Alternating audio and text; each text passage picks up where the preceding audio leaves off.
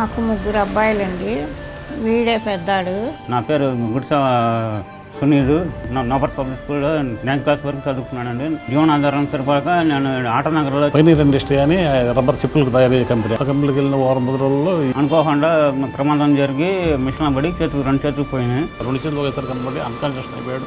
అలా తెలుసుకుంటే ఇప్పుడు కూడా మనం చెప్పలేదు మాట ఎంత బాధపడి ఉంటాడో ఏంటో.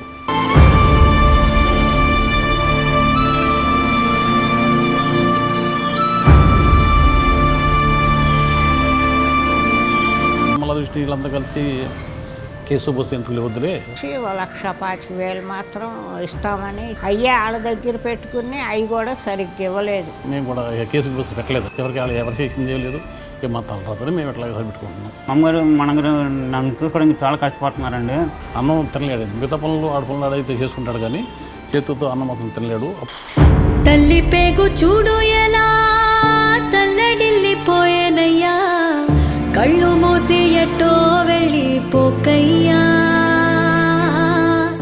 రామ్మోహన్ గారు కూడా హ్యాండిక్యాప్ హ్యాండ్స్ వస్తాయి కదా, అవి వేసినా కానీ మిగతా పనులు చేసుకుంటాకే ఆడ అన్కంఫర్టబుల్ అవుతున్నాడు. అవి ఏమి లేకుండానే ఫ్రీగా చేయగలుగుతున్నాడు. గద్దె రామన్న గారు 1000 రూపాయలు పెన్షన్ నెల 2011 నుంచి ఇస్తున్నారు.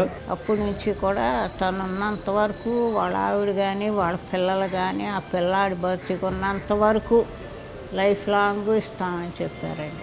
నా జీవనాధారం అంటే నాకు మా అమ్మ మా నాన్నగారు వాళ్ళు ఉన్నంత వరకు నాకు ఏలుటు తర్వాత నన్ను ఎవరు వస్తారు అనేది తెలియదు.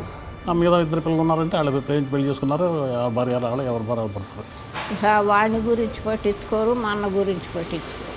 ఈ మధ్య రీసెంట్గా మా మిస్సెస్ కూడా ప్రాబ్లం వస్తే చచ్చిపోయింది అనుకున్నారు. ఈయన ఎట్టెట్టగో దేవుడి దైవాలో మళ్ళీ బతికాను ఆడి కోసం. ప్రకాశి చీకటిలో ఏకేడు తాకిందో ఏకాకివైపోయావా చంద్రయ్యా,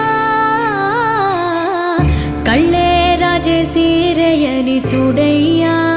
పెద్ద దేవుడండి, మాకు ఆయనే సహాయం చేసి పెద్ద ఆపదలు ఆదుకున్న దేవుడండి గద్దె రామ్మోహన్ గారు. సంక్షేమాన్ని కొనసాగిద్దాం, మన గద్దె రామ్మోహన్ గారిని గెలిపించుకుందాం, సైకిల్ గుర్తుకే ఓటేద్దాం.